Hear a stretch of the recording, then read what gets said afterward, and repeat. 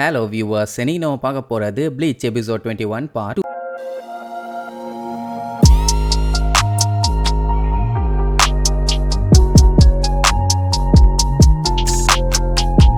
Open பண்ணா போன episode அந்த கேட் கீப்பர் ஜிடன்போ நம்ம ஆளுகளை பிளாக் பண்ணால. என்ன பஞ்சாயத்துனா அவன் கூட சண்டை போட்டு ஜெயிச்சா மட்டும்தான் அந்த கேட்டை தாண்டி அந்த பக்கமா போக முடியும். சரி, எல்லாம் மொத்தமா போய் அவனை அட்டாக் பண்ணலான்னு பார்த்தா சோலோவா தான் அவன் கூட சண்டை போடணுமாமா. சோ இச்சிகோ இப்போ சோலோவா இறங்கிட்டானா. அந்த ஜிடன்போவோட ஆக்ஸ் இச்சிகோவை விட 3 மடங்கு ஹைட் அதிகமா இருக்குது. என்னப்பா பேச்சை நிறுத்திட்டு சண்டைக்கு போலாமான்னு கேட்பான். நான் பேசவே இல்லையே, நீ தான் இவ்வளவு நேரம் தொணத்தொணன்னு பேசிக்கிட்டே இருக்கேன்பா. சரி ரைட்டு, ஒரு நல்லா அசால்ட்டா நான் காலி பண்ணிடுவேன்னு ஓங்கி ஒரு போடுவான். அந்த இடத்துல ஒரு பெரிய புயலே கிளம்புன மாதிரி இருக்கும். அப்படியே புகமண்டலமா இருக்குமா. நம்ம ஆளுகெல்லாம் பார்த்துட்டு மிரண்டுருவாங்க. ஐயோ இச்சிகோக்கு ஏதாச்சும் ஆயிருச்சோன்னு. ஆனா அந்த ஜிடன்போ பாத்தீங்கன்னா பயங்கரமா ஷாக் ஆவான். என்னடானா நம்ம இச்சிகோ அவன் அட்டாக்க கேஷுவலா தடுத்துருவான். இந்த ஆங்கிள் இருந்து பார்க்கும் போதே தெரியும் அவன் ஹைட் என்ன நம்மளோட ஹைட் என்னன்னு. உடனே இச்சிகோ இருந்துட்டு ஏண்டா ரெடின்னு சொல்லிட்டு உடனே அட்டாக் பண்ணிட்டு இதுதான் உன்னோட மேனஸா அப்படின்னு உடனே ஜிடன்போக்கு கடுப்பாவும். ஆனா விழுந்து விழுந்து சிரிப்பான். ஏன்னா கடந்த 10 வருஷமா இவனோட அட்டாக்க யாருமே தடுத்தது இல்ல. ஆனா நம்மால் இப்ப தடுத்துட்டான். அப்பதான் இன்னொரு மேட்டரையும் சொல்லுவான். இந்த கேட்டை இது வரைக்கும் 3 பேர் தாண்டி போயிருக்காங்க. அவங்க மட்டும் தான் இவனோட ஃபர்ஸ்ட் அட்டாக்க தடுத்து இருக்காங்க.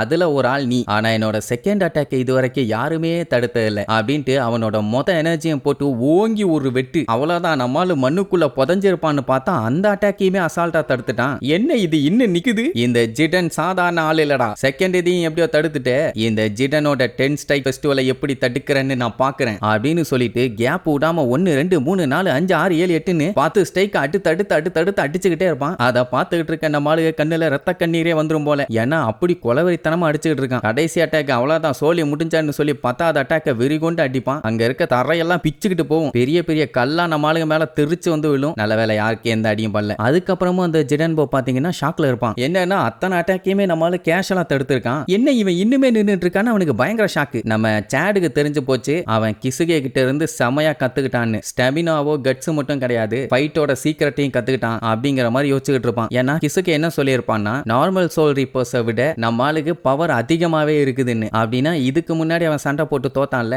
அப்ப அவன் என்ன இல்லாம இருந்தான், எக்ஸ்பீரியன்ஸ் மட்டும் தானா. அப்போ இப்போ அதுவுமே அவனுக்கு கிடைச்சிருச்சு. அதே நேரம் இங்க நம்மால அவன் அட்டாக் எல்லாத்தையுமே தடுத்துட்டான். இனி இவன் அட்டாக் பண்ண வேண்டாமா, அதனால நான் அட்டாக் பண்ண போறேன், நீ ரெடியான்னு கேட்பான். இவ்வளவு அட்டாக்கையும் தடுத்திருக்கான இவன் கண்டிப்பா பயங்கர ஸ்ட்ராங்கா தான் இருப்பான்னு சொல்லி அவ்வளவு பெரிய சைஸ்ல இருக்க ஜிடன்போவே ஷாக் ஆவான். அதனால என்ன பண்ணுவான், இல்ல நான் இன்னும் முடிக்கலன்னு சொல்லிட்டு அவன் இன்னொரு ஆக்ஸ் எடுத்து 2 ஆக்ஸையும் ஓங்கி அவனோட மொத்த பவரும் யூஸ் பண்ணுவான். இதுதான் அவனோட ஃபைனல் அட்டாக் ஆமா. இதுல நீ காலிடான்னு ஓங்கி வெட்டுவான். ஆக்ஸ் அவன் பக்கத்துல வரும்போதே நம்மால சொல்லிடுவான், உன்னோட ஆக்ஸ மொத்தமா காலி பண்ண போறேன், நீ மன்னிச்சிரு அப்படின்னு சொல்லிட்டு ஒரே போடு. அவன் வெட்டுல அந்த பவருக்கு பின்னாடி இருந்த நம்மாளுக தெரிச்சிருவாங்க. அதை விட காமெடி என்னன்னா அந்த ஜிடன்போவே தெரிச்சிருவான். யாரா நீ இவ்வளவு பவர்ஃபுல்லா இருக்க அப்படின்ட்டு மிரண்டு போய் ஒரு லுக்க விடுவான். இங்க நம்மாளுக்கே ஷாக்கு, ஆமா அவன் என்ன பண்ணான்னு. அதுக்கப்புறம் அந்த ஜிடன்போ சமாளிக்கணும்ல, எந்திரிச்சு நின்னுட்டு நீ என்னமோ அட்டாக் பண்ணி என்னால நிக்க முடியாம நான் தெரிச்சு போய் விழுந்தேன்னு நீ நினைக்க வேண்டாம். செருப்பு கொஞ்சம் சரியில்லை, பிஞ்சிருச்சு. 2 நாளைக்கு முன்னாடி மாத்தணும்னு நினைச்சேன், அது தடிக்கி விட்டு கீழே வந்துட்டேன். என்னோட ஆக்ஸை நான் மறுபடியும் யூஸ் பண்ணனா போதும், உன்னை அசால்ட்டா ஜெயிச்சிருவேன்னு சொல்லிட்டு ஆக்ஸை பார்ப்பான். கைப்பிடி மட்டும் தான் இருக்குது, ஆக்ஸை காணும். அந்த ஜிடன்போவோட ஆக்ஸை ஒரே அட்டாக்ல காலி பண்ணியிருக்கான். நம்மால் பார்த்துட்டு என்னப்பா ஆக்ஸ் நீ என்னாச்சுன்னு கேட்பான். அவ்வளோ பெரிய உருவம் விழுந்து விழுந்து அழுதா எப்படி இருக்கும். அவன் ஐயோ போச்சே ஆக்ஸ் போச்சேன்னு சொல்லி கதறி அழுவான். நம்மால பார்த்துட்டு சரி சரி மன்னிச்சுக்க, 2த்தையும் காலி பண்ணுன்னு எனக்கு ஐடியா இல்ல, தெரியாம இப்படி ஆயிருச்சும்பா. உடனே அந்த ஜிடன்போ வந்துட்டு நீ ரொம்ப நல்லவப்பா, நீ நானும் எனிமீஸ் தான், உன்கிட்ட நான் தோத்துட்டேன். என்னதான் நீ தோத்தவங்கொழியா இருந்தாலும் எனக்காக நீ கவலைப்படுற பாரு, உருவத்துல சின்னதா இருந்தாலும் என்னை விட மனசு உனக்கு பெருசுப்பா பெருசு அப்படின்னு அவனை பிடிச்சி கதறி அழுவான். அட நான் மட்டும் இல்ல, யாரு முன்னாடி இப்படி அழுதாலும் அவங்க இப்படித்தான் ரியாக்ட் பண்ணுவாங்கப்பா. சரி ஒரு வாரியரா ஆஸ் அ மேடா நான் தோத்துட்டேன் அப்படின்ட்டு ரொம்பவுமே ஃபீல் பண்ணுவான். ஏன்னா 300 வருஷமா இந்த ஹகுட்டோ கேட்டை இவன் பாதுகாத்துக்கிட்டு வரான். இப்பதான் முத முறையா இந்த மாதிரி தோத்து இருக்கான். நீ தான் நீ முத முறையா தோக்கடிச்சிருக்க, உனக்கு பர்மிஷன் நான் கொடுக்குறேன், நீ இந்த ஹகுட்டோ கேட் வழியா உள்ள போகலாம் அப்படின்னு. மத்தவங்களும் வந்து டவுட் கேட்பாங்க, நாங்களும் உள்ள போலாமான்னு. உங்களோட லீடர் என்னைய ஜெயிச்சிட்டான் அப்படின்னா உங்களை கேள்வி கேட்கறதுக்கும் உங்களை தடுக்கிறதுக்கும் எனக்கு ரைட்ஸ் இல்ல, சோ நீங்களும் தாராளமா போலான்னு. ஒன்னு